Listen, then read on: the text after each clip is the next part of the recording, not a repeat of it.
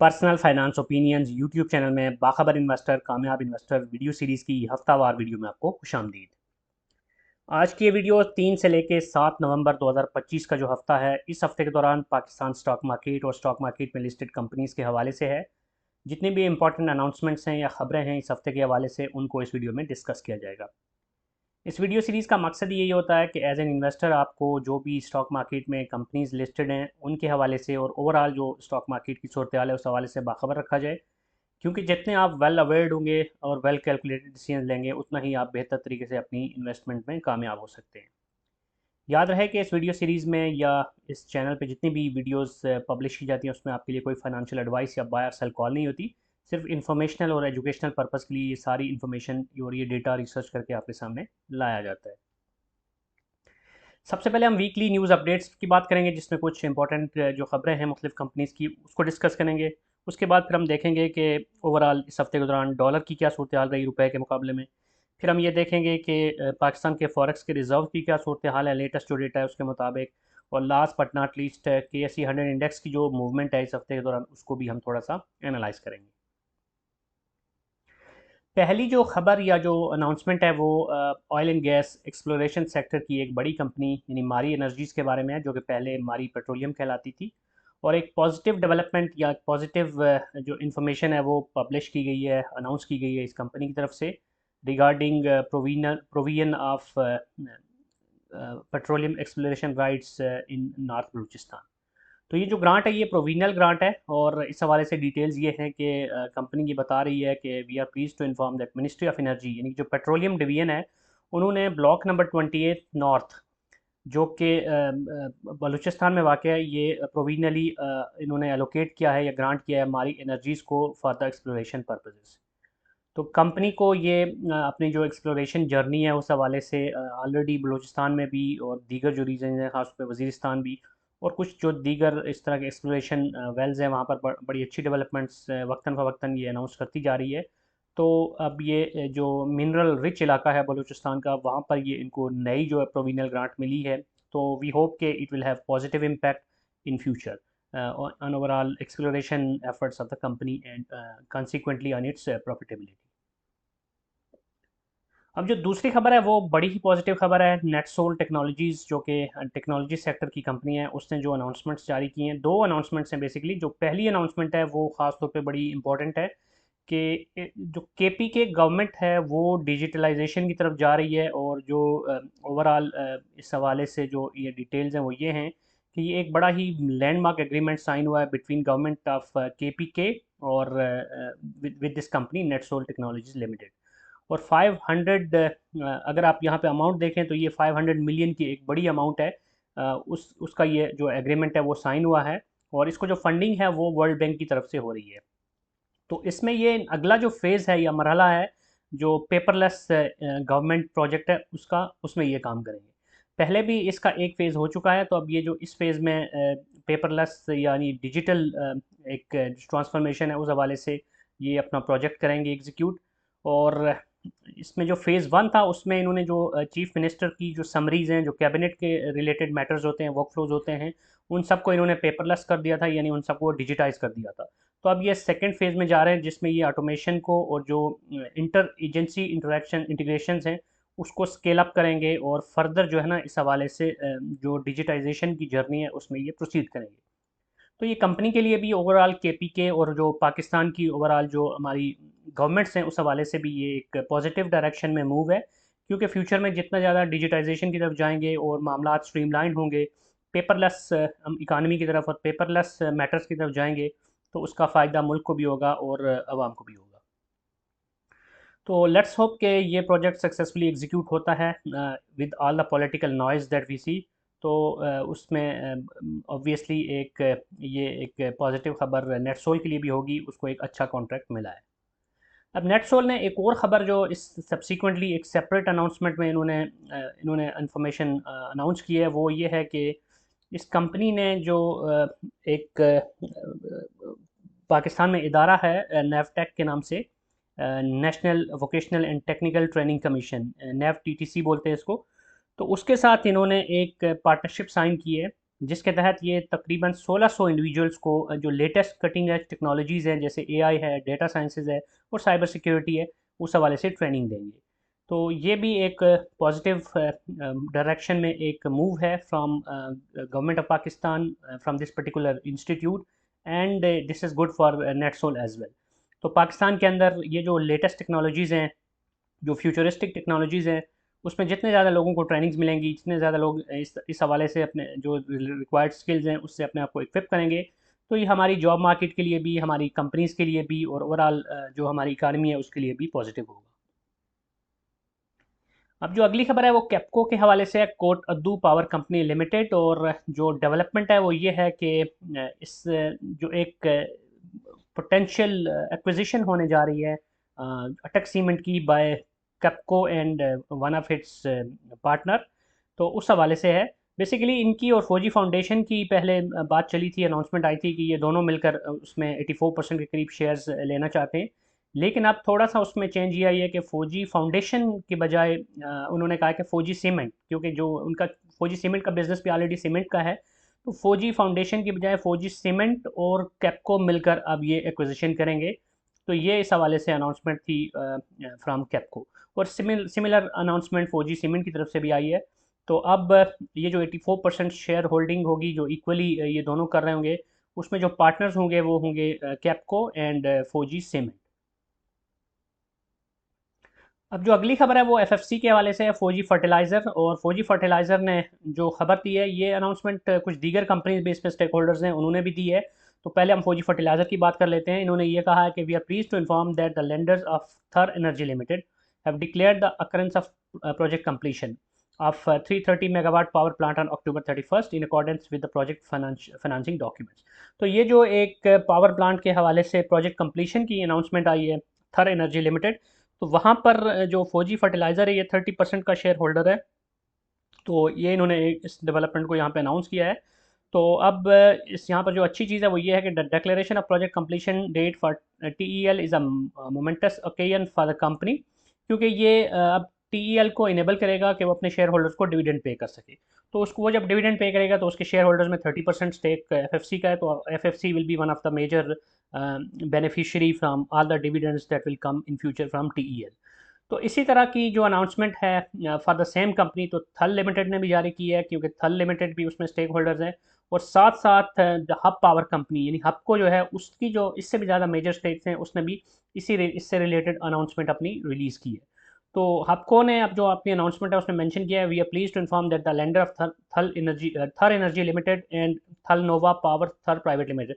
तो इसमें TEL and TN जो दोनों का उन्होंने मेंशन किया है, have declared the completion date of the two 330 megawatt power plants on October 31, 2025। तो अब इसमें जो अच्छी चीज़ है वो ये है कि जो T L and T N which are both basically mine mouth coal fired IPPs, तो ये जो थर के रीजन में ऑपरेट कर रहे हैं, इसमें हपको का जो स्टेक है वो 60% है इन थर एनर्जी लिमिटेड टीईएल।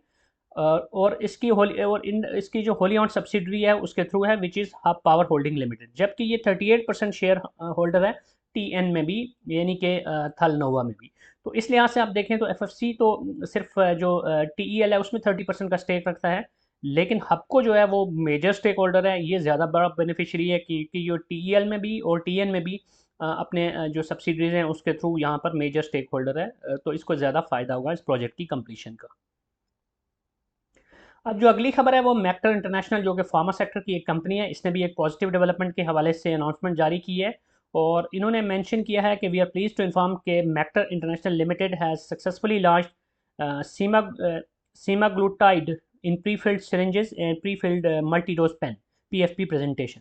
तो जो टाइप 2 डायबिटीज़ होता है उस हवाले से ये जो एक इनकी ड्रग है वो जो कि वाइडली यूज़ होती है वर्ल्ड वाइड, तो उसके हवाले से इन्होंने ये अपनी अनाउंसमेंट जारी की है। और this is very promising launch for the future, क्योंकि डायबिटीज़ की बात की जाए ख़ास तौर पे टाइप 2 की, तो उसके तो पाकिस्तान में बहुत ज़्यादा केसेस होते हैं। तो उस हवाले से जो भी मेडिसिन हैं तो उसकी मार्केट इतनी ही ज़्यादा है। तो अब इन्होंने ये भी मेंशन किया है कि with this launch Macter has become the only company in Pakistan offering semaglutide in all 3 biotechnology dosages formats, यानी कि वायल्स में भी, प्रीफिल्ड सिरिंजेस में भी और पीएफपी में भी। तो this is very good announcement from the company, and we hope कि इसकी वजह से कंपनी की जो ओवरऑल पाकिस्तानी मार्केट में इनकी पेनिट्रेशन है, जितनी ज़्यादा इनकी सेल्स होती हैं, उसमें ये जो सेगमेंट है या जो नए प्रोडक्ट नीश है, ये उसमें मज़ीद इजाफा करेगी। अब कुछ मिसलेनियस खबरें देख लेते हैं, जिसमें एक खबर जो पहली है वो अलगाजी ट्रैक्टर्स की तरफ से एक अनाउंसमेंट आई है।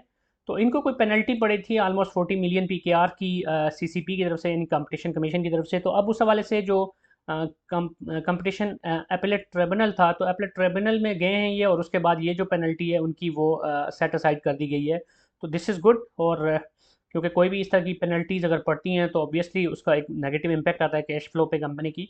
तो अगर ये सेटिसाइड हो जाती है और फर्दर अगर इसमें मज़ीद कोई कम्प्लेक्सिटीज़ या कोई भी लीगल इश्यूज नहीं आते, तो this will improve the cash flows and overall situation of the business of Alghazi tractors.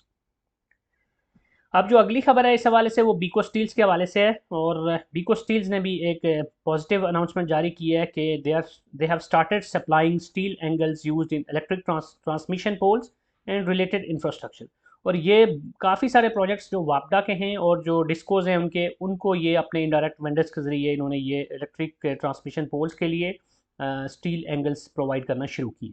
तो ये मेजर जो कस्टमर है वापडा और जो डिस्कोज है पाकिस्तान में, तो उनके साथ इनका ये एक अच्छा प्रोजेक्ट है जिसमें इन्होंने अपनी फॉर्मली जो सप्लाई है वो स्टार्ट कर दी है। तो this will have good impact on overall business of the company in coming quarters and coming years.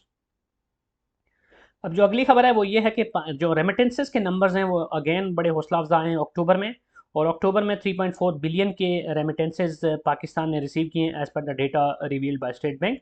और अगर ईयर ऑन ईयर बेसिस पे बात करें तो पिछले साल के सेम मंथ के मुकाबले में ये 12% का इंक्रीज़ है, विच इज़ वेरी गुड। अब हम रिजर्व्स की सूरत अगर हम देखें तो ये 20 जून से लेकर 31 अक्टूबर तक का जो नंबर्स हैं उसमें आप देख सकते हैं कि काफ़ी अरसे से एक स्टेबल सिचुएशन हमें नज़र आ रही है हमारे रिजर्व्स में। 19.9 और 19.5 के बीच बीच में ही आप देख सकते हैं कि लंबे अरसे से हमारे जो क्यूमुलेटिव रिजर्व्स हैं state bank plus commercial bank के, वो हवर अराउंड कर रहे हैं। तो दिस इज़ गुड, क्योंकि जो हमारे रिजर्व्स हैं उनका स्टेबल होना, उनका सफिशेंट होना बहुत ज़रूरी है। और ये हमारी जो प्रिंसिपल ऑब्लिगेशंस हैं और उसके साथ साथ जो इंटरेस्ट पेमेंट्स भी होती हैं डेट्स के हवाले से, डेट सर्विसिंग के हवाले से, तो उसको पूरा करने में मदद देता है और एक कॉन्फिडेंस भी बूस्ट करता है इन्वेस्टर्स का, once we are in a good shape in terms of reserves. तो आगे चलकर IMF की तरफ से भी चांसेस है कि बहुत जल्द जो अगली ट्रांच है उसके हवाले से भी एक पॉजिटिव डेवलपमेंट होगी। तो that will again put more value into this number. अब जो अगली हम स्लाइड में बात करेंगे वो USD टू PKR की है। तो again a very positive thing, 13 अक्टूबर से लेकर 7 नवंबर तक का ग्राफ आपके सामने है। तो रुपया मुसलसल मुस्तहकम होता जा रहा है डॉलर के मुकाबले में। आप देख सकते हैं कि 13 अक्टूबर को 281 रुपये 16 पैसे पे था डॉलर, और अब ये कम होते होते 280 रुपये 82 पैसे पे आ चुका है एज ऑफ 7 नवंबर।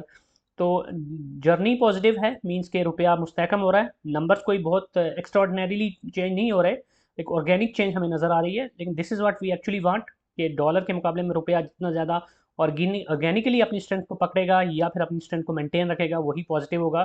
तो लेट्स होप कि ये जो ट्रेंड है ये इसी डायरेक्शन में जारी रहे, क्योंकि डॉलर जितना ज़्यादा इस्तेहकाम में रहेगा, रुपया इस्तेहकाम में रहेगा डॉलर के मुकाबले में, तो उतना ही ज़्यादा हमारे इम्पोर्ट और एक्सपोर्ट से रिलेटेड बिजनेसेस हैं उनको अपनी डिसीजन मेकिंग में आसानी होगी। अब हम बात करेंगे KSE 100 इंडेक्स की जो ओवरऑल मूवमेंट रही कैंडल्स पे जाके। और अगर आप देखें तो अनफॉर्चुनेटली पिछले कुछ अरसे से हमें रेगुलरली एक सेलिंग प्रेशर देखने को मिल रहा है, और मार्केट जो कि बहुत ऊपर चली गई थी 169 को भी टच किया, तो उसके बाद करेक्शन आ रही है, और ये करेक्शन ड्यू थी काफ़ी अरसे से। और बार बार मैंने अपनी वीडियोज़ में भी जिक्र किया था कि इस सिचुएशन के अंदर पैनिक करने की ज़रूरत नहीं है, क्योंकि जब कभी भी मार्केट ऊपर जाती है तो लाजमी बात है कि वहाँ पर जो सेलिंग प्रेशर है वो आता है।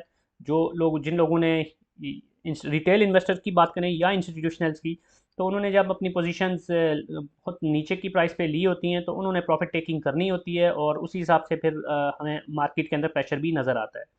तो इस वक्त भी सूरत हाल कुछ ऐसी ही है। इस हफ्ते के दौरान भी आप देखें तो मार्केट में आप को थर्ड थर्ड से लेके 7 तक की अगर हम देखें तो काफ़ी सारी नेगेटिविटी नज़र आई, और मार्केट ने तकरीबन 4-5 हज़ार पॉइंट्स इसमें गिरा दिए। और आल्दो के हमें पॉजिटिव कैंडल नज़र आ रही है 7th की, लेकिन स्टिल आई वुड से कि market is still in the correction phase.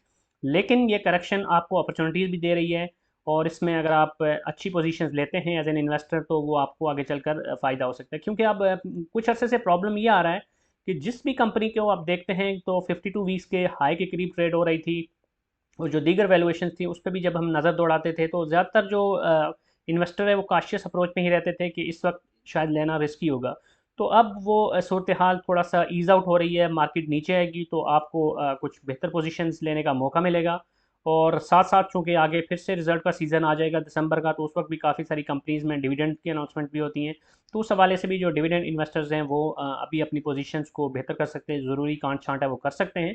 लेकिन यहाँ पर वॉल्यूम्स भी कुछ कम होते हुए नज़र आ रहे हैं, तो ये बड़ा इंपॉर्टेंट है कि वॉल्यूम्स का बढ़ना बहुत ज़रूरी है, क्योंकि मार्केट में जब वॉल्यूम्स नहीं होते तो दैट शोज़ के इन्वेस्टर्स की तरफ से इंटरेस्ट जो है वो कम होता जा रहा है। और दूसरी तरफ ये है कि सिर्फ रिटेल इन्वेस्टर की बात नहीं है, जो हमारे म्यूचुअल फंड्स हैं उसके ऊपर भी नज़र रखा करें, फिफ्टी लिपी भी देखा करें कि उस वक्त क्या उसमें क्या सूरत हाल है। तो ये सारी चीज़ें देख कर ही आप बेहतर तौर पे अंदाज़ा लगा सकते हैं कि मार्केट की इस वक्त डायरेक्शन क्या है। तो बहरहाल I am still very optimistic कि ये जो करेक्शन है, जो कि थोड़ी बहुत मज़ीद भी हो सकती है, उसके बाद मार्केट दोबारा रिबाउंड करेगी। और आईएमएफ के हवाले से अगर आगे पॉजिटिव डेवलपमेंट आती है तो that will also add more value.